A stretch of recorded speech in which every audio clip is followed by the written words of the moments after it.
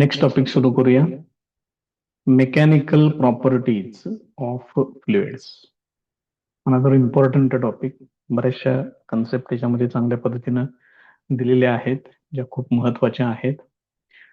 Fluids म्हणजे काय बघा पहिल्यांदा. A fluid means a substance that can flow. जो सबस्टन्स एका ठिकाणाहून दुसऱ्या ठिकाणी फ्लो होऊ शकतो त्याला फ्लुइड म्हणतात.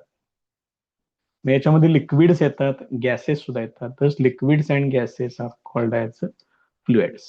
ए fluid either has no rigidity or its rigidity is very low. फ्लुइडला रिजिडिटी नसतेच. ठीक आहे. ह्या रिजिडिटीशी रिलेटेड एक कन्सेप्ट आहे ज्याला म्हणतात शियर मॉड्युलस किंवा मॉड्युलस ऑफ रिजिडिटी. तर फ्लुइडसाठी ही व्हॅल्यू 0 असते. बघा लक्षात येते का? मग त्याचा अर्थ काय होतो? तर त्याचा अर्थ असा होतो, thus fluids are the substances which cannot resist any shear force applied to them. तर या फ्लुइड्सना अप्लाय केलेला कोणताही फोर्स त्याला ते रेझिस्ट करू शकत नाहीत, अपोज करू शकत नाहीत. त्याला म्हणतात they have no rigidity or their rigidity is very low. त्याचा अर्थ लक्षात ठेवा. परत एकदा बघा, फ्लुइड परत एकदा सांगितलेलं आहे, any substance that can flow is a fluid. Shear modulus जो आहे फ्लुइड्सचा तो 0 असतो, हे लक्षात ठेवा. व्हेरी इम्पॉर्टंट एमसीक्यू साठी.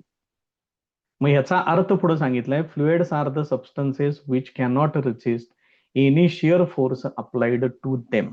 त्यांना अप्लाय केलेला कोणताही फोर्स, शियर फोर्स कुणाला म्हणतात? असा फोर्स की जो त्या बॉडीच्या आकारामध्ये चेंज इन शेप, साईज करू शकतो, त्याला म्हणतात शियर फोर्स.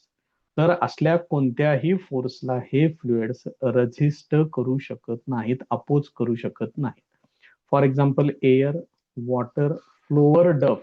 फ्लोअर डफ याचा अर्थ कणिक, गव्हाचं मळलेलं कणिक, भाकरीसाठी केलेलं कणिक, हे तुम्ही कन्सिडर करू शकता. टूथपेस्ट, मोल्टन लाव्हा एटसेट्रा. यांना तुम्ही फोर्स अप्लाय केला की लगेच त्या ठिकाणी change in shape and size तुम्हाला बघायला मिळेल. Plasma is one of the 4 fundamental states of matter.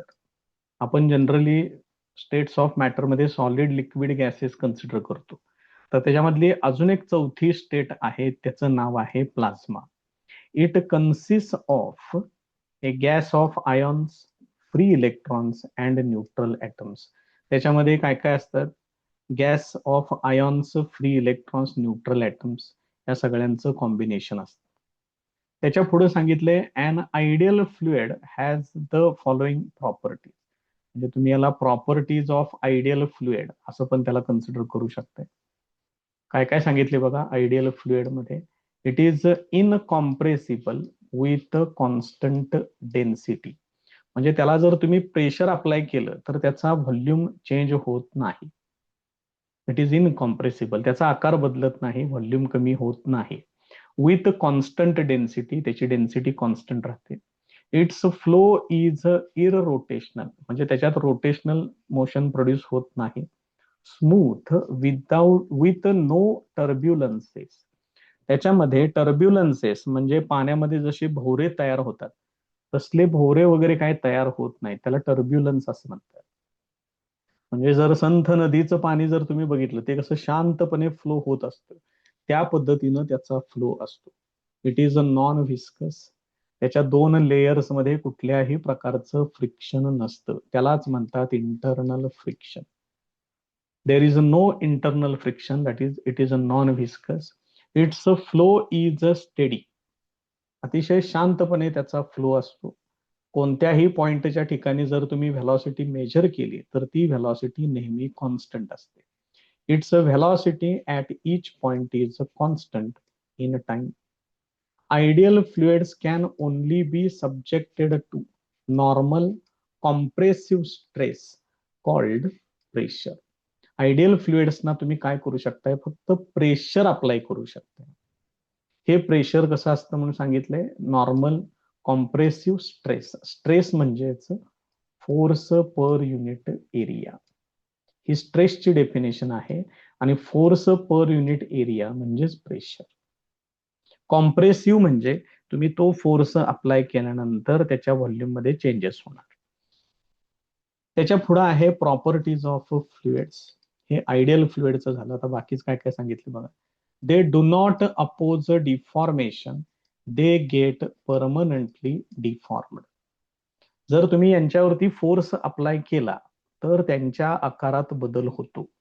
आकारात बदल होणे याला म्हणतात डिफॉर्म. टू डिफॉर्म म्हणजे असलेला आकार बदलणे. तर इथं डिफॉर्मेशन नक्की होतं. ते डिफॉर्मेशन परमनंट असतं. They have ability to flow. हे एका ठिकाणाहून दुसऱ्या ठिकाणी फ्लो होऊ शकतात. They have ability to take the shape of the container. तुम्ही लिक्विड ज्या भांड्यामध्ये घेता त्या भांड्याचा आकार त्याला मिळतो. तसं ह्या फ्लुइड्सना तुम्ही ज्या भांड्यामध्ये घ्याल त्याचा आकार त्यांना मिळतो. त्याच्या पुढे आहे आता जो आपल्याला स्टडी करायचा आहे तो कुणाचा स्टडी करायचा आहे? The fluids which are at rest. मग याच्याशी रिलेटेड एक ब्रँच ऑफ फिजिक्स आहे. The branch of physics which deals with the properties of fluids at rest is called as hydrostatics. याला हायड्रोस्टॅटिक्स असं म्हणतात. इलेक्ट्रोस्टॅटिक्स काय आहे? Study of charges which are at rest. तसं हायड्रोस्टॅटिक काय आहे? Study of properties of fluids which are at rest. त्याला hydrostatics असं म्हणतात. नेक्स्ट पॉइंट बघा. Pressure. The normal force exerted by a fluid at rest per unit surface area of contact is called the pressure of the fluid. मग यातले बारीक सारीक सगळे शब्द प्रयोग लक्षात ठेवा. मग इथे काय काय म्हटलेलं आहे बघा. Normal force, normal important. Exerted by fluid at rest ते important. Per unit surface area of contact. ह्या 2-3 गोष्टींच्याकडे व्यवस्थित लक्ष ठेवा. नुसतं प्रेशरला आपण असं पण म्हणू शकतोय pressure is a force per unit area. पण डिफाईन म्हणून सांगितलं तरी सगळं व्यवस्थित मांडावं लागेल. इथं तेच घेतले बघा आपण. मग फोर्स कशात मेजर करतात? न्यूटन. एरिया कशात मेजर करतात? Metre square. त्यातलं 1 न्यूटन पर मीटर स्क्वेअरला नाव दिलेलं आहे 1 पास्कल. कारण या संदर्भातलं बरचसं काम पास्कल नावाच्या सायंटिस्टनं केलेलं आहे. मग आता याच्यामध्ये फोर्सचे डायमेन्शन्स पाठ पाहिजे. 1, 1 मायनस 2 हे फोर्सचे डायमेन्शन्स आहेत. डिव्हायडेड बाय एरिया आहे त्यामुळे एल रेस टू 2 येणार. मग फक्त एल चा घातांक बदलेल. तो किती येणार? L raise to minus 1, M raise to 1 आणि टी रेस टू मायनस 2 हे त्याची डायमेन्शन्स येतील. इथं तेच लिहिलेले आहे. त्यामुळे याच्यावरून तुम्ही डायमेन्शन तयार करू शकताय, युनिट तयार करू शकताय, काही अडचण नाही. आणखीन एक इम्पॉर्टंट टर्म याच्यातली प्रेशर बद्दल. Pressure is a scalar quantity. याच्यात फोर्स येते, फोर्स वेक्टर क्वांटिटी आहे म्हणून प्रेशर वेक्टर क्वांटिटी लिहाल. प्रेशर ही स्केलर क्वांटिटी आहे. Other common units of pressure are bar आणि टॉर. 1 बार म्हणजे 10⁵ न्यूटन पर मीटर स्क्वेअर हे इम्पॉर्टंट युनिट आहे. 1 टॉर, 1 टॉरला काय करायचं बघा. 1 बार डिव्हायडेड बाय 760 ते एवढं पास्कल होते. आणि 1 हेक्टा पास्कल हे होते 100 पास्कल. हे काही एवढं महत्वाचं नाही. हे बाकीचे बघून ठेवा काय काय आहेत प्रकार ते. त्याच्या पुढे जाऊया आता आपण. Pressure due to a liquid column. त्याच्यासाठी लागणारी ही डायग्राम आहे. आता याच्यामध्ये त्यांनी काय काय कन्सिडर केलेलं आहे ते बघूया पहिल्यांदा. Pressure due to a liquid column. Liquid column इथे दाखवलेला आहे, सिलेंड्रिकल आहे, दिसतो इथं डायग्राम मध्ये. Consider a liquid in vessel with density rho. Height of imaginary cylinder is H as shown. Diagram मध्ये आहे या ठिकाणी ते. The liquid column exerts a force F equal to M G. किती फोर्स ऍक्ट होतो इथं? F equal to M G एवढा force act होतो. On bottom of the cylinder.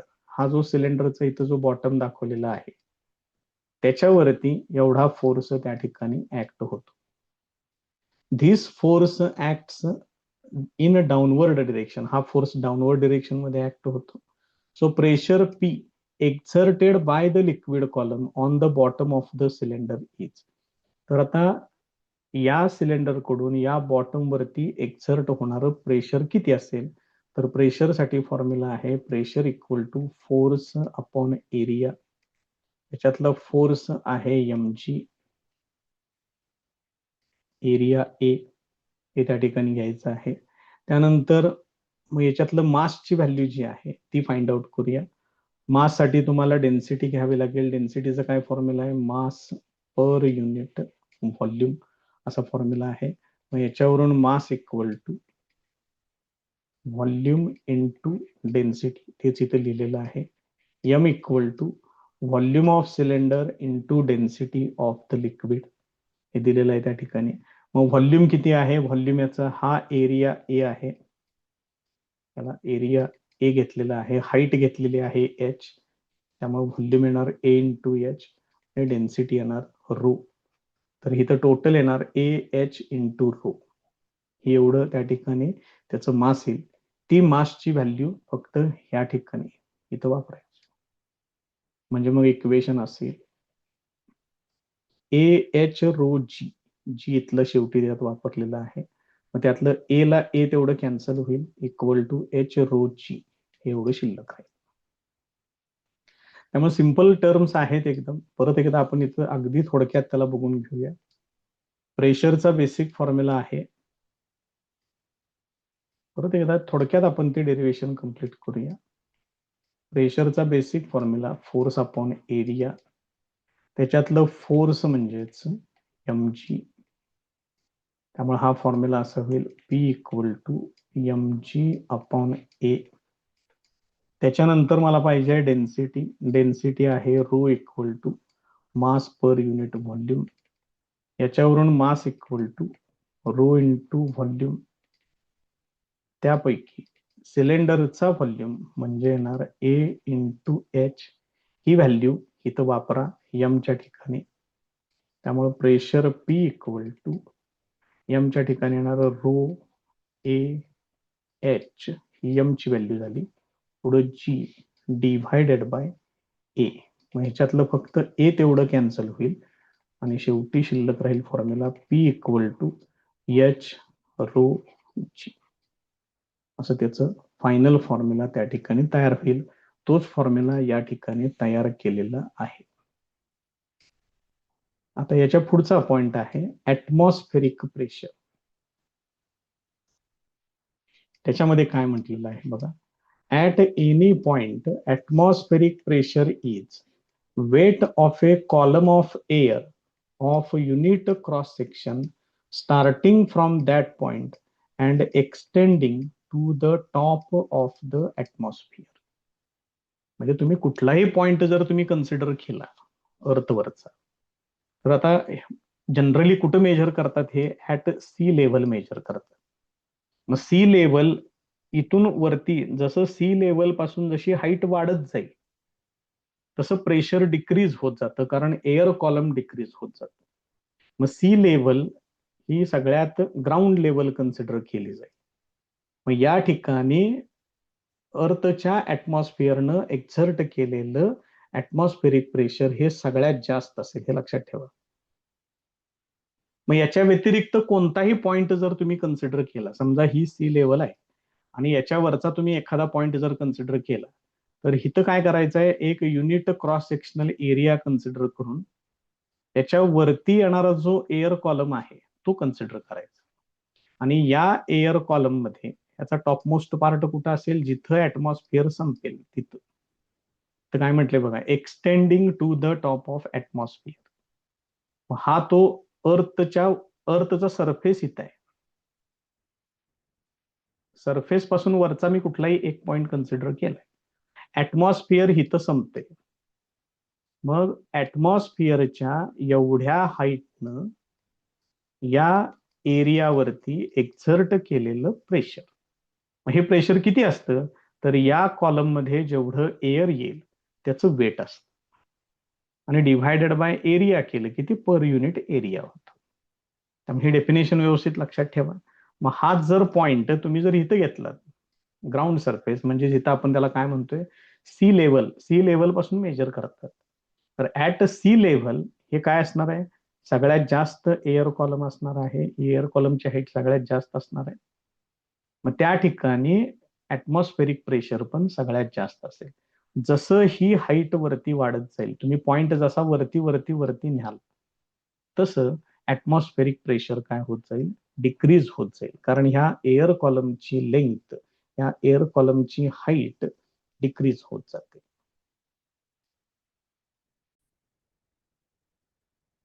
So this atmospheric pressure at sea लेव्हलला जे atmospheric pressure असेल त्याला म्हणतात normal atmospheric pressure. The density of air in the atmosphere decreases with increase in height. जसं तुम्ही C level पासून वरती जाल तसं एअरची डेन्सिटी डिक्रीज होत जाते. It becomes negligible beyond a height of about 8 kilometre. साधारणपणे 8 किलोमीटरच्या पुढं हे एअर कॉलम हा निग्लिजिबलच कन्सिडर करतात. Hence height of air column producing atmospheric pressure at sea level can be taken to be 8 kilometre. त्यामुळे सी लेव्हलच्या ठिकाणी तुम्ही जास्तीत जास्त किती हाईट घेऊ शकताय, 8 किलोमीटर घेऊ शकताय. 8 किलोमीटरच्या पुढं हे जे काही एअर आहे त्याची डेन्सिटी अतिशय नगण्य कमीत कमी असते, त्यामुळे तिथून पुढे काय त्याचा इफेक्ट कन्सिडर करत नाहीत. The region where gas pressure is less than atmospheric pressure is called vacuum. आता हे ऍटमॉस्फेरिक प्रेशर तर तुम्हाला कळालं. आता ऍटमॉस्फेरिक प्रेशर पेक्षा सुद्धा ज्या ठिकाणी कमी प्रेशर असतं त्याला काय म्हणायचं, व्हॅक्युम म्हणायचं. हे पण माहित असू दे. त्याच्या पुढचा पॉइंट आहे absolute pressure and gauge pressure. नेहमी याच्यामध्ये गोंधळ होतो, त्यामुळे हे जरा व्यवस्थित समजून घ्या एकदा नेमके काय प्रकार आहेत ते. त्यांनी इथे एक डायग्रॅम दिलेली आहे, ती डायग्रॅम पहिल्यांदा आपण बघूया. तर याच्यासाठी आपल्याला ही डायग्रॅम लागणार आहे. Consider a tank filled with water as shown. Consider an imaginary cylinder of horizontal base area A. इथं आहे तो सिलेंडर दिसतो याच्यामध्ये तुम्हाला. याचा बेस एरिया ए कन्सिडर केलेला आहे. हाईट आहे x1 minus x2 equal to H घेतले, ते लक्षात ठेवा. म्हणजे ही जी हाईट आहे इथपर्यंत ती कन्सिडर केलेली आहे H. x2 being heights, x1 and x2 being the heights measured from a reference point. एका ठराविक रेफरन्स पॉइंट पासून x1 आणि x2 मेजर केलेले आहेत. हाईट इन्क्रीजिंग अपवर्ड्स, इकडून इकडं हाईट वाढत चाललेली आहे असं कन्सिडर केलेलं आहे. याचा अर्थ x1 ची व्हॅल्यू जास्त असणार आहे, x2 ची व्हॅल्यू कमी असणार आहे. The vertical forces acting on the cylinder are. आता या सिलेंडरवरती ऍक्ट होणारे फोर्सेस दाखवलेले आहेत. पहिला फोर्स जो दाखवलेला आहे तो आहे F1 बार. तो इकडून इकडे दाखवलेला आहे, डिरेक्टेड डाऊनवर्ड्स. थोडस त्याला वेगळ्या कलर मध्ये दाखवतो इथं. हा F1 बार आहे, हा पहिला फोर्स. डाऊनवर्ड डिरेक्शन मध्ये ऍक्ट होणारा दुसरा फोर्स आहे mg बार. mg म्हणजे त्याचं वेट. आणि अपवर्ड डिरेक्शन मध्ये ऍक्ट होणारा एक फोर्स आहे, तो आहे F2 बार. तो कोण एक्झर्ट करणार आहे, या कॉलमच्या खाली जे लिक्विड आहे ते काय करेल, त्याला अपवर्ड डिरेक्शन मध्ये फोर्स ऍक्ट करेल. आता बघा याच्यामध्ये काय काय म्हटले. F1 bar force due to weight of water column above the cylinder which is acting downwards. त्यांच्या डिरेक्शन्स बघून घ्या. F2 bar is the force due to water below the cylinder. इथं खाली जे वॉटर आहे त्याच्यामुळे ऍक्ट होणारा फोर्स आहे ऍक्टिंग अपवर्ड्स. आणि ग्रॅव्हिटेशनल फोर्स म्हणजेच त्याचं weight. Gravitational force of the water enclosed in the cylinder that is equal to mg. पण हा जो लिक्विड कॉलम इथं दाखवलेला आहे तो इक्विलिब्रियम मध्ये आहे, म्हणजे तो खाली पण मूव्ह होत नाही, वरती पण मूव्ह होत नाही, आणि एवढे फोर्सेस त्याच्यावरती ऍक्ट होतात. याचा अर्थ टोटल डाऊनवर्ड फोर्स आणि टोटल अपवर्ड फोर्स हे इक्वल असणार आहे. मग अपवर्ड डिरेक्शन मध्ये एकच फोर्स ऍक्ट होतो, तो झाला F2. डाऊनवर्ड डिरेक्शन मध्ये दोन फोर्सेस ऍक्ट होतात, F1 आणि mg. त्यांची बेरीज इकडे घ्यायची. म्हणजे तुम्हाला इन स्टेट ऑफ इक्विलिब्रियम असं महत्वाचं इक्वेशन मिळेल. आता याच्यावरून त्यांनी काय केलेलं आहे, प्रेशरचा वापर केलेला आहे. मग प्रेशरचा बेसिक फॉर्म्युला तुम्हाला माहिती आहे, pressure equal to force divided by area आहे. मग याच्यावरून फोर्स इक्वल टू काय ना, प्रेशर इंटू एरिया. हे जे दोन फोर्सेस आहेत F2 आणि F1, त्यांचं कन्व्हर्शन प्रेशरमध्ये केलं. F1 च्या ठिकाणी लिहिलेलं आहे P1A, F2 च्या ठिकाणी लिहिलेलं आहे P2A. ते ज्या त्या ठिकाणचे प्रेशर्स कन्सिडर केलेले आहेत. ठीक आहे, म्हणजे F1 झालं, F2 झालं. F2 च्या ठिकाणी लिहायचं P2A, F1 च्या ठिकाणी लिहायचं P1A. आता हे जे मास आहे, त्या मास साठी परत एकदा mass equal to density into volume वापरायचं. मग व्हॉल्यूम इथं परत एकदा बघा, रो इंटू व्ही. मग व्हॉल्यूम तुम्हाला कोणाचा घ्यावा लागेल, या सिलेंडरचा व्हॉल्यूम घ्यावा लागेल.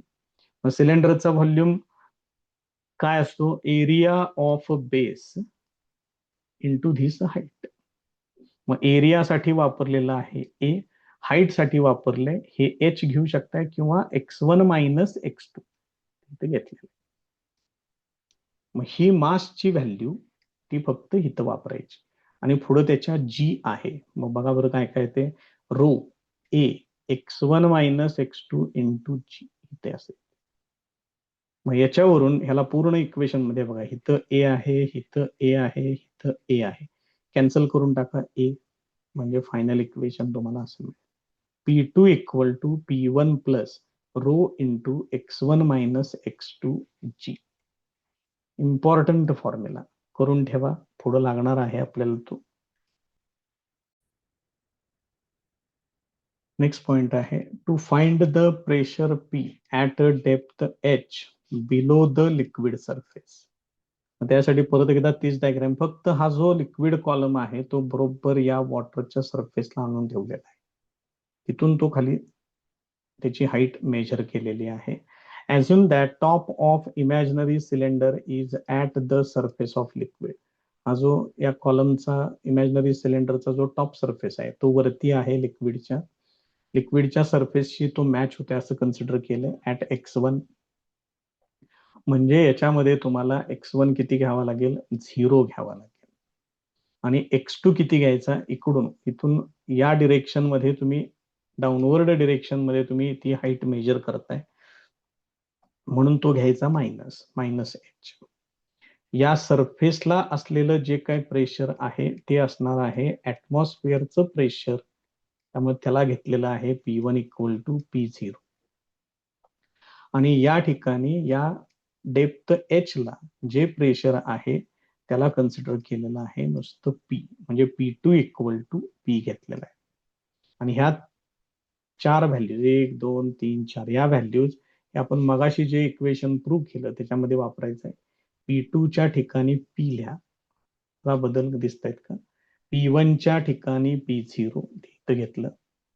त्यानंतर x1 घ्यायचं आहे 0, त्यामुळे इथं 0 येणार, मायनस x2 घ्यायचा आहे मायनस एच, हे असं होईल. मग मायनस मायनस हे होणार प्लस, इथं प्लस घेतलेलं आहे बघा, आणि एच रो जी या तिघांचा इथं प्रोडक्ट आहे. त्यामुळं समजून घ्या कशा पद्धतीने आहे ते. This equation gives total pressure. या इक्वेशन मध्ये टोटल प्रेशर आहे, कुठलं कुठलं टोटल प्रेशर आहे, हे ऍटमॉस्फिअरनं एक्झर्ट केलेलं प्रेशर पण आहे, शिवाय या लिक्विड कॉलमनं या बॉटम वरती एक्झर्ट केलेलं टोटल प्रेशर आहे. दोन्ही गोष्टी त्याच्यामध्ये आहेत. और the absolute pressure P at depth H below the surface of liquid, याला म्हणतात ऍब्सोल्यूट प्रेशर. बघा लक्षात येते का. मग या टोटल प्रेशर मध्ये किंवा या ऍब्सोल्यूट प्रेशर मध्ये कोणकोणत्या गोष्टी आहेत बघा. The total pressure P at depth H is the sum of P0. P0 म्हणजे atmospheric pressure, acting on the surface of liquid, and H rho G, it is the pressure due to liquid at the depth H. लिक्विडनं exert केलेलं pressure ते किती आहे? ते आहे H rho जी. म्हणजे हा पार्ट लिक्विडनं एक्झर्ट केलेला प्रेशरचा आहे आणि हा जो आहे तो ऍटमॉस्फिअरचा आहे. बघा लक्षात येते का? त्याच्यात आणि परत पुढे त्यांनी काय केलेलं आहे, आणखीन एक नवीन कन्सेप्ट त्यांनी त्याच्यामध्ये इंट्रोड्यूस केली. ती आहे गेज प्रेशर किंवा गॉज प्रेशर. तुम्ही कसाही उच्चार करा, काही अडचण नाही आहे, फक्त लक्षात ठेवा काय म्हणायचंय त्याला. मग आत्ताच आपण इक्वेशन काय बघितलं, P equal to P zero plus H rho G. हे पी झिरो तेवढं फक्त इकडं आणा, बघा इथे दिले बघ, P minus P zero is equal to काय येणार, एच रो जी. मग हा जो डिफरन्स आहे, this pressure difference between absolute pressure and atmospheric pressure, this is called as gauge pressure. याला गॉज प्रेशर असं म्हणतात. बघा लक्षात येते का? त्याच्या पुढचा पॉइंट आहे to find atmospheric pressure at a distance D above liquid surface. आता आपल्याला काय करायचं आहे, लिक्विड सरफेसच्या वरती आपल्याला प्रेशर किती असेल ते फाइंड आउट करायचं आहे. नेक्स्ट पॉइंट बघा, to find the atmospheric pressure at a distance d above the liquid surface. Liquid surface पासून डी इतक्या डिस्टन्स वरती ऍटमॉस्फेरिक प्रेशर किती असेल त्याच्यासाठी ही डायग्राम लागेल. आणि महत्वाचं जे आहे ते हे इक्वेशन, याच्यामध्ये चेंजेस काय काय करायचे आहेत बघा. x1 घ्यायचं आहे डी, काय काय सांगितले त्यांनी त्याच्यामध्ये बघा. x1 इक्वल टू,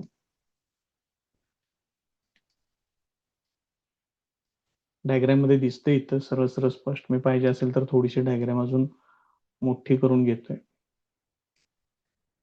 बघा आता याच्यामध्ये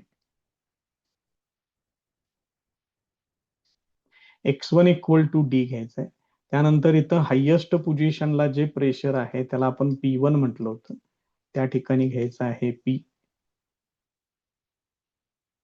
त्यानंतर इथं जे लोअर मोस्ट पोझिशन आहे तिथं ऍटमॉस्फेरिक प्रेशर येतं P2 इक्वल टू P0. त्यानंतर x2 इक्वल टू, तिथं हाईट लिक्विड कॉलमची येणार 0.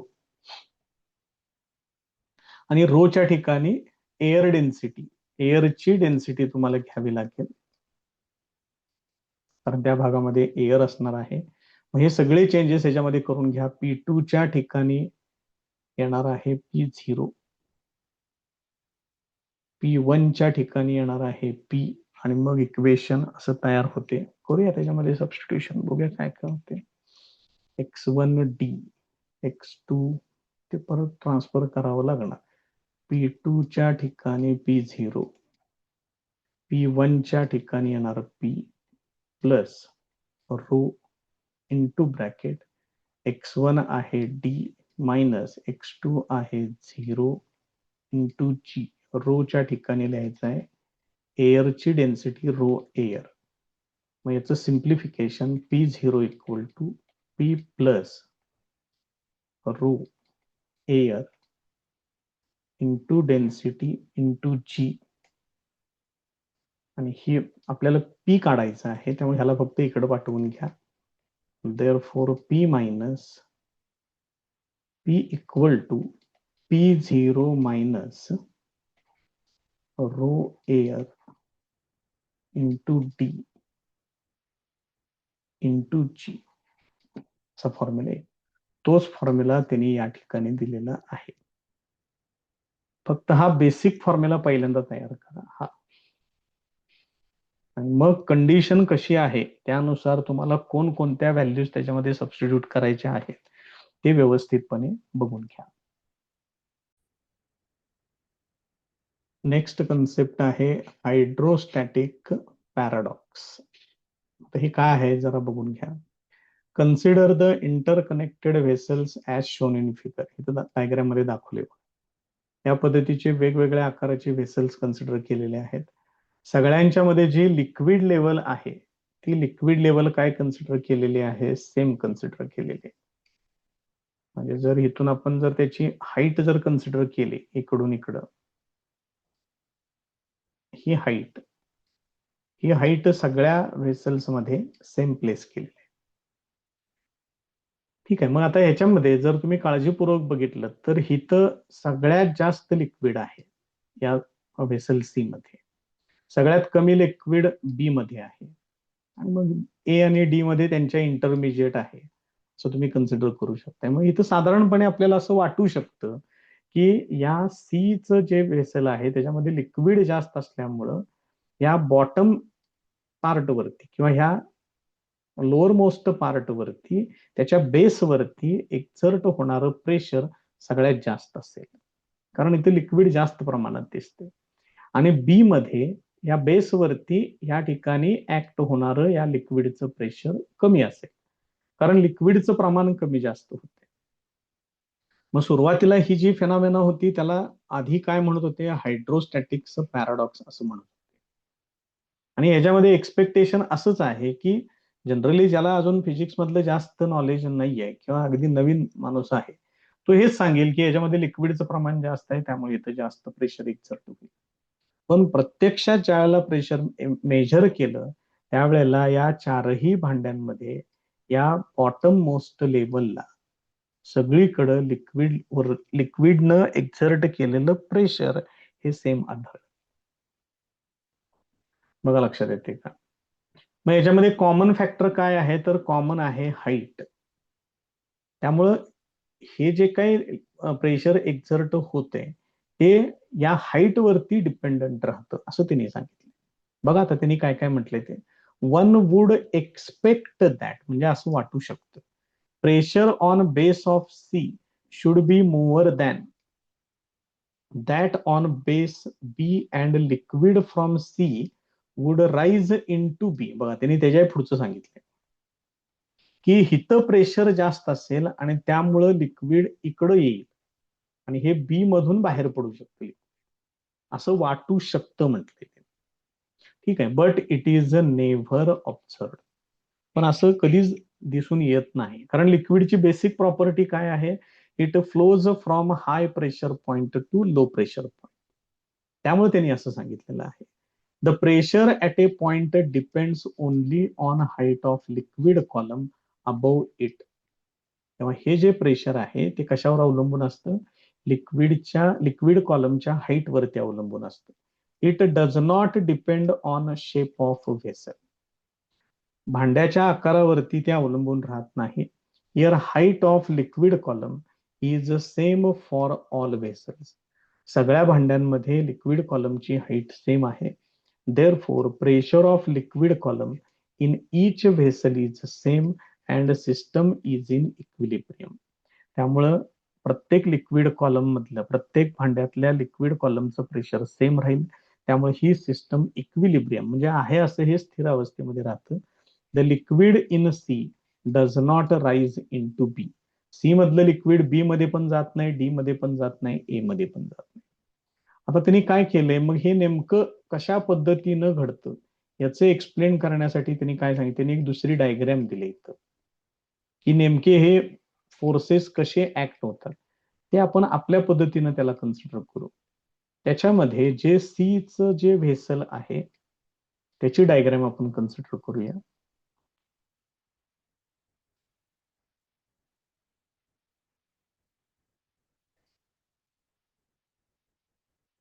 हे जे सी व्हेसल आहे त्याचं एक बाजू मी इथं काढतोय, दुसरी पण बाजू दाखवून देऊया इथं. आता बघा, ज्या वेळेला याच्यामध्ये लिक्विड असेल, असं लिक्विड याच्यामध्ये आहे, मग हे लिक्विड काय करतं, या सरफेस वरती फोर्स एक्झर्ट करतं. हा फोर्स कसा ऍक्ट होतो, या डिरेक्शन मध्ये ऍक्ट होतो. बघा काय आहे ते. मग हे लिक्विड या सरफेस वरती या डिरेक्शन मध्ये फोर्स एक्झर्ट करतं. त्याच वेळेला फोर्स ऑफ रिएक्शन ही या डिरेक्शन मध्ये ऍक्ट होते. समजून घ्या व्यवस्थित काय ते. आता मी हे लिक्विड ह्याच्यातलं काढून टाकतोय, मी फक्त आता फोर्सेस शिल्लक ठेवतोय इथे. मग होतं काय याच्यामध्ये, तर हा जो काही फोर्स ऑफ रिॲक्शन जनरेट झालेला आहे याचे कंपोनंट्स त्यांनी फाइंड आउट केलेले आहे. एक कंपोनंट इकडे घेतलेला आहे असं, आणि दुसरा कंपोनंट इकडे घेतलेला आहे. तशी सेम कंडिशन इथं पण होते. पहिल्यांदा फोर्स ऍक्ट होतो इकडं, मग त्याचा फोर्स ऑफ रिॲक्शन ऍक्ट होतो इकडं, मग त्याचे परत कंपोनंट्स इकडून इकडे घ्यावं लागेल आणि इकडून इकडे घ्यावं लागेल. बघा समजतंय का? मग असे कंपोनंट्स जनरेट होतात. त्यापैकी हे जे कंपोनंट्स आहेत horizontal components, they are opposite to each other, they are equal to each other, त्यामुळे हे एकमेकांना कॅन्सल करतात. मग आता राहिले कुठले? राहिले फक्त अपवर्ड डिरेक्शन मधले कंपोनंट्स शिल्लक राहिले. मग लिक्विड कसं असते? लिक्विड या पद्धतीने, इथं लिक्विड आहे. मग या लिक्विड वरती हा अपवर्ड डिरेक्शन मधला फोर्स हा तो ऍक्ट होतो. आणि ते काय करतं, ह्या भांड्यामध्ये जे जास्तीचं लिक्विड आहे त्याच्या वेटला हे अपवर्ड फोर्सेस काय करतात? बॅलन्स करतात. त्यामुळं याच्यामध्ये लिक्विड जास्त असून सुद्धा या बेसवरती जास्त फोर्स ऍक्ट होत नाही. लिक्विड जास्त आहे, पण हे जे अपवर्ड फोर्सेस आहेत ते त्या वेटचा बराचसा भाग बॅलन्स करतात. त्यामुळं या बेसवरती ऍक्ट होणारा फोर्स, या बेसवरती ऍक्ट होणारं प्रेशर हे कमी होतं. बघा लक्षात येते का? तेच त्यांनी या ठिकाणी एक्सप्लेनेशन मध्ये सांगितलेलं आहे. In figure B arrows show forces, आता आपण सगळे दाखवलेले आहेत, exerted against liquid by walls of vessel. They are perpendicular to walls of vessel at each point. They can be resolved into vertical and horizontal components. The vertical components act in upward direction. त्यातले vertical components upward direction मध्ये act होतात. Horizontal components एकमेकांना cancel करतात. Therefore, weight of liquid in section B is not balanced and contributes to pressure at base. आता हे त्यांनी बी बद्दल सांगितलंय. बी मध्ये काय प्रश्नच नाही आहे. बी इथं आहे बघा डायग्राम बी ची. बी मध्ये असला काही प्रकार होण्याचं कारणच नाही. इथं फोर्स असा ऍक्ट होतो, इथं असा ऍक्ट होतो, इथं काही नाहीच आहे, इथं हे व्हर्टिकल आहे. त्याच्याबद्दल त्यांनी एक वाक्य तिथं सांगितलं. बी मध्ये weight of liquid in section B is not balanced and contributes to pressure at base. Thus it is no longer a paradox. त्यामुळे हे काय पॅराडॉक्स नाही. आधी याला म्हणत होते हायड्रोस्टॅटिक पॅराडॉक्स वगैरे. एक्सप्लेनेशन साठी त्यांनी पॉइंट दिलेला आहे, बघून ठेवा. वेगळं काय विचारलं तर आपलं माहिती असावं एवढं फक्त करून ठेवा. त्याच्या पुढचा पॉइंट आहे जो या प्रकरणातला सगळ्यात महत्वाचा, very very very important point आहे, तो आहे पास्कल्स लॉ. परीक्षेमध्ये बऱ्याच वेळेला प्रश्न विचारलेला आहे, define Pascal's law and state its any two applications. फक्त नावं ऍप्लिकेशन्सची सांगायची आहेत, एक्सप्लेन काय करायचं नाहीये. स्टेटमेंट कसं आहे बघा. The pressure applied at any point of an enclosed fluid at rest. बघा काय काय सांगितलंय. प्रेशर कुणाला अप्लाय करायचं आहे? फ्लुइडला.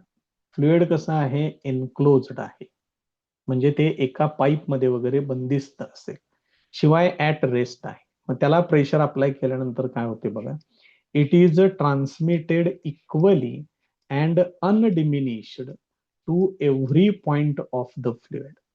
मग ते प्रेशर इक्वली म्हणजे सगळीकडे समान पद्धतीनं, अनडिमिनिश्ड म्हणजे थोडंही कमी न होता, at every point of the fluid, फ्लुइडच्या प्रत्येक पॉइंटला ते प्रेशर ऍज इट इज मिळेल. And also on walls of container. ते फ्लुइड ज्या भांड्यामध्ये घेतलेलं आहे त्या भांड्यावरती सुद्धा सेम प्रेशर ऍक्ट होतं, provided effect of gravity is neglected. मात्र याच्यामध्ये ग्रॅव्हिटीचा इफेक्ट कन्सिडर करायचा नाही. त्यामुळे स्टेटमेंट व्यवस्थित करा. जसं स्टेटमेंट सांगितलेलं आहे त्याच पद्धतीने येऊ दे. याची जी ऍप्लिकेशन्स आहेत, पहिलं ऍप्लिकेशन आहे हायड्रॉलिक लिफ्ट आणि दुसरं ऍप्लिकेशन आहे हायड्रॉलिक ब्रेक्स. त्यामुळे ही नावं लक्षात ठेवा. 2 ऍप्लिकेशन सांगितले तरी बास आहेत त्याच्यामध्ये. तेव्हा हे पास्कल्स लॉची ऍप्लिकेशन्स आहेत. मग आता या ऍप्लिकेशन्स मध्ये काय प्रिन्सिपल वापरलं जातं ते दिलेलं आहे.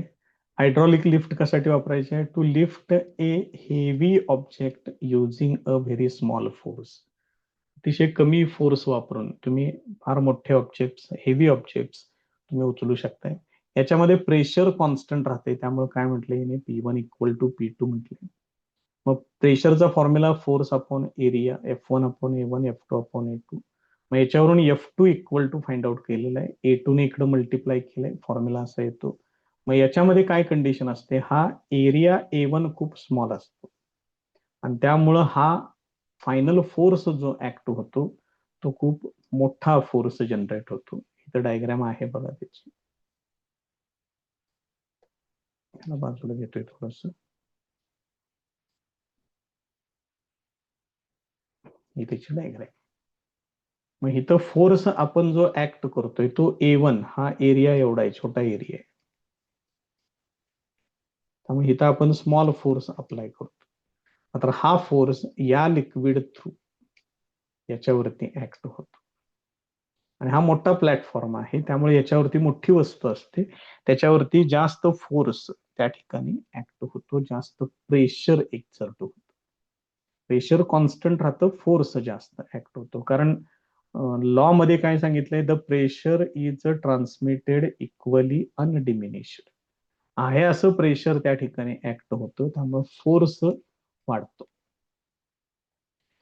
तीच कंडिशन दुसऱ्या ऍप्लिकेशन साठी आहे. दुसऱ्या ऍप्लिकेशन मध्ये पण साधारण तसाच फॉर्म्युला घेतलेला आहे. दुसरं ऍप्लिकेशन आहे hydraulic brakes. Hydraulic brakes they are used to slow down और stop the vehicles in motion. आता गाडीचं वजन केवढं असतं तुम्हाला माहिती आहे. ती गाडी थांबवण्यासाठी आपण सिंपल ब्रेकचं पॅडल जे आहे ते केवढं असतं तुम्हाला माहिती आहे. तेवढ्या पॅडलवरती नुसतं बोर्ड जरी आपण ठेवलं तरी गाडी थांबते. म्हणजे आपण फोर्स किती अप्लाय करतो आणि तो फोर्स केवढ्या मोठ्या गाडीला थांबवू शकतो त्याचा तुम्ही विचार करू शकता. त्याचं जे स्ट्रक्चर आहे ते स्ट्रक्चर या पद्धतीने त्यांनी दिलेलं आहे.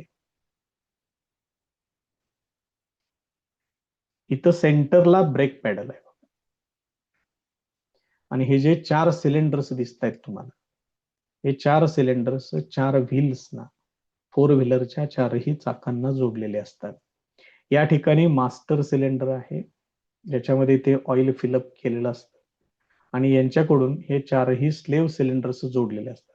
जसं तुम्ही या ब्रेक पेडलवरती फोर्स एक्झर्ट कराल ते सेम प्रेशर सगळ्या सिलेंडर्सना मिळतं आणि त्या ठिकाणी फोर्स जनरेट होतो आणि ती व्हेइकल पूर्णपणे जागेवरती थांबवली जाते. हे त्याचं ऍप्लिकेशन आहे. त्याच्यानंतरचा पॉइंट आहे, आता आपण हे प्रेशर वगैरे सगळं कन्सिडर केलं. आता हे प्रेशर आपल्याला मेजर करायचं आहे. Measurement of pressure. Instruments that are used to measure pressure are called pressure meters or pressure gauges or vacuum gauges. नाव लक्षात ठेवा. त्यातलं पहिलं आहे मर्क्युरी बॅरोमीटर. हे नाव important. So an instrument that measures atmospheric pressure is called a barometer. बघा, जे instrument atmospheric pressure measure करतं, ऍटमॉस्फिअरचं प्रेशर मेजर करणारं इन्स्ट्रुमेंट, त्याला म्हणतात barometer. It was one such invented by Torricelli. Torricelli नावाच्या सायंटिस्ट या प्रकारचं एक बॅरोमीटर तयार केलेलं होतं. काय असतं या बॅरोमीटर मध्ये? बघा, it is a glass tube completely filled with mercury placed upside down in A small dish containing mercury. मग हे काय आहे? बॅरोमीटर म्हणजे एक ग्लास ट्यूब आहे. त्याच्यामध्ये पहिल्यांदा पूर्णपणे मर्क्युरी भरून घ्यायचा आहे आणि त्याला काय करायचं आहे, एक दुसऱ्या भांड्यामध्ये इथं दाखवलेलं आहे बघ, या व्हेसलमध्ये मर्क्युरी आहे, त्याच्यामध्ये त्याला इन्व्हर्टेड ठेवायचं आहे. बघा लक्षात येते का? त्याची प्रोसिजर पण सांगितली बघा. एक glass tube 1 metre in length, 1 metre त्याची लेंथ आहे, 1 centimetre in diameter, is filled with mercury up to its brim. Brim म्हणजे काठोकाठ. ही जी ट्यूब इथं दाखवलेली आहे ती पूर्ण भरून घ्यायची आहे मर्क्युरीनं. It is then quickly inverted into a small dish containing mercury. आणि ते पूर्ण भरून घेतल्यानंतर त्या टेस्ट ट्यूबला, ग्लास ट्यूबला, त्या भांड्यामध्ये जे मर्क्युरी आहे त्याच्यामध्ये चटकन इन्व्हर्ट करायचंय. मग असं केल्यानंतर काय होणार, थोडस मर्क्युरी जे त्या पूर्ण भरलेली होती ही ग्लास ट्यूब, थोडं मर्क्युरी लेवल काय होणार, वरून खाली येणार. The level of mercury in glass tube lowers as some mercury spills in dish. याच्यातला काही मर्क्युरी थोडासा याच्यामध्ये मिक्सअप होणार, म्हणजे थोडा मर्क्युरी बाहेर पडेल त्या ट्यूब मधून, त्यामुळे इथली मर्क्युरीची लेवल थोडीशी कमी होणार. A gap is created between surface of mercury in glass tube and closed end of glass tube. आता इथे एक छोटासा गॅप क्रिएट होईल. या गॅपमध्ये एअर वगैरे काही असणार नाही. ह्या मर्क्युरीचा हा एंड म्हणू आपण इथं, surface of mercury in glass tube, आणि ही ट्यूब इथं एंड झालेली आहे, end of the glass tube. यांच्यामध्ये जी जागा क्रिएट होते याच्यामध्ये एअर नसतं. याला त्यानं स्वतःचं नाव दिलं टॉरिसेलीज व्हॅक्यूम. हे सायंटिस्ट लोक हे असले काहीतरी उद्योग करत असतात बघा. त्यानं स्वतःचं नाव देऊन टाकलं, कायमचा तो अजरामर झाला. सगळ्यांनी ते नाव शेवटपर्यंत सांगत राहील. It contains some mercury vapours. ह्याच्यामध्ये काही प्रमाणात मर्क्युरीचे वेपर्स असतील. The pressure at upper end of mercury column inside the tube is 0. या ठिकाणी प्रेशर 0 असेल, त्यामुळे त्यांनी काय घेतलेलं आहे, PA equal to 0.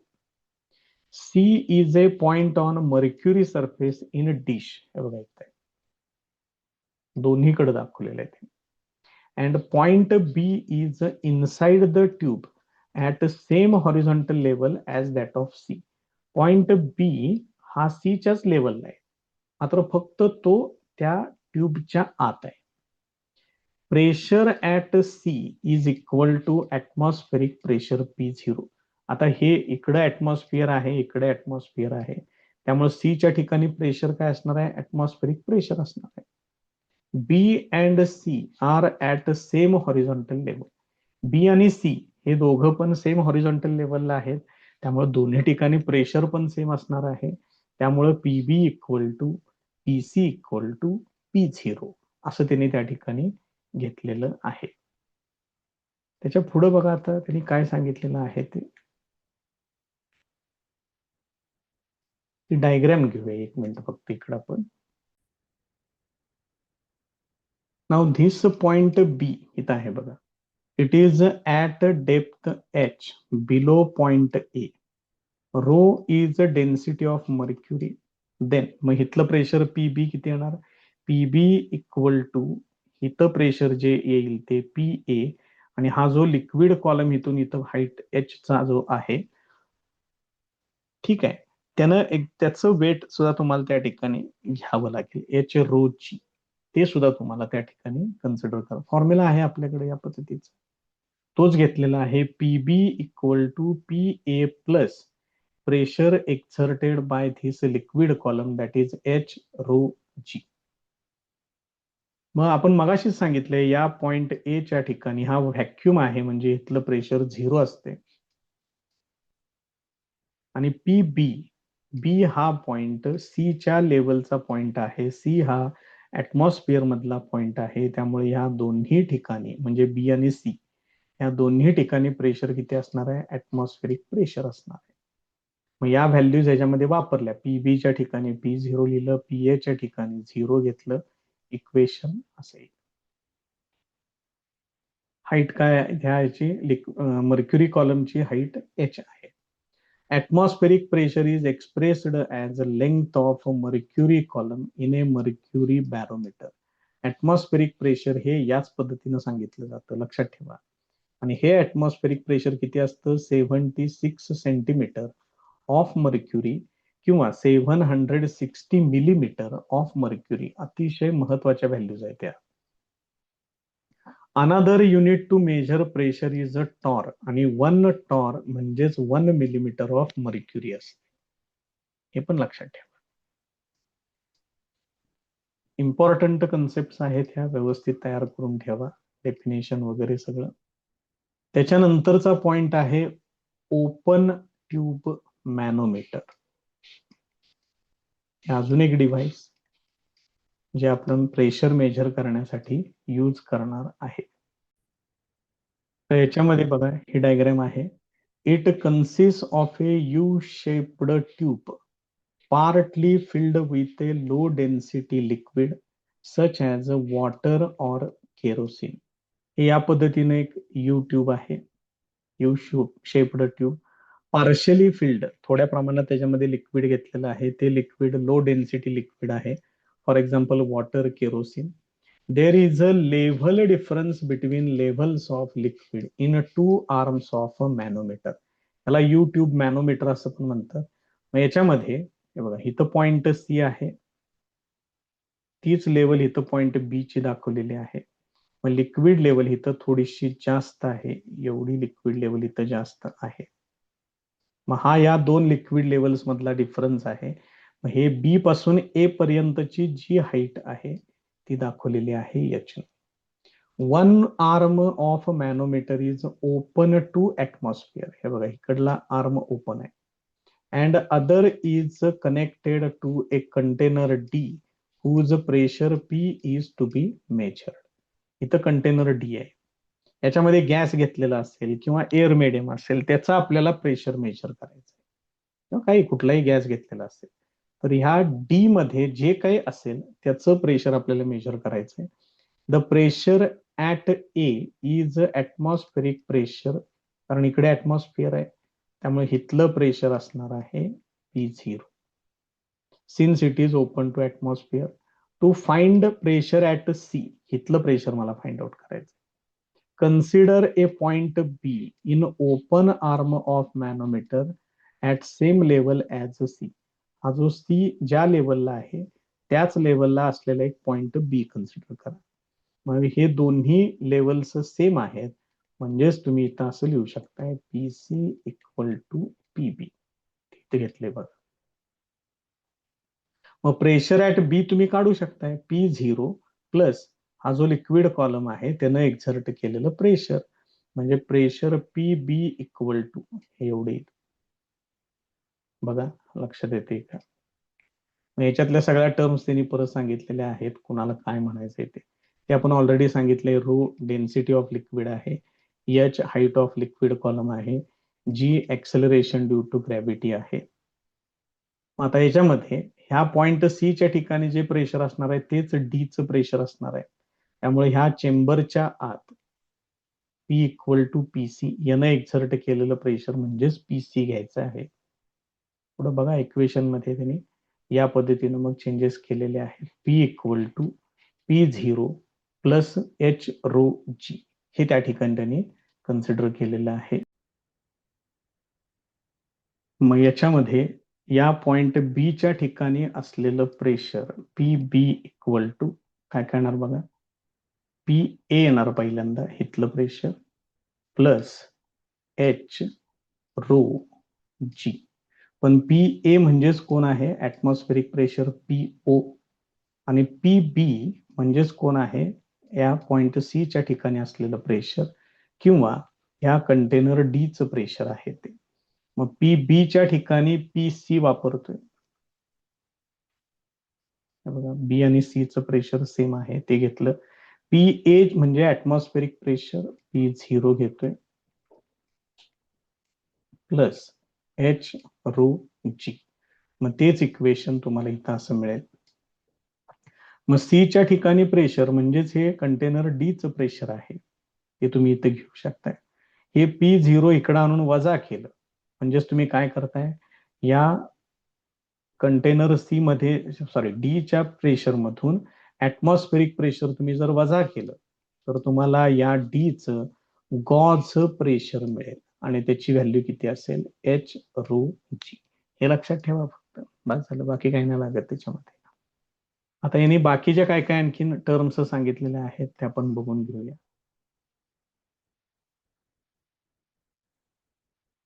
Use of mercury, काही प्रिकॉशन सांगितले तिने. Use of mercury is not advised in a laboratory since its vapours are hazardous for life and for environment. लॅबोरेटरीमध्ये मर्क्युरी वापरू नका, ते थोडंसं रिस्की आहे, शिवाय वातावरणाला सुद्धा ते घातक आहे. A low density liquid like water और kerosene can be used which keeps a larger level difference in two arms of manometer.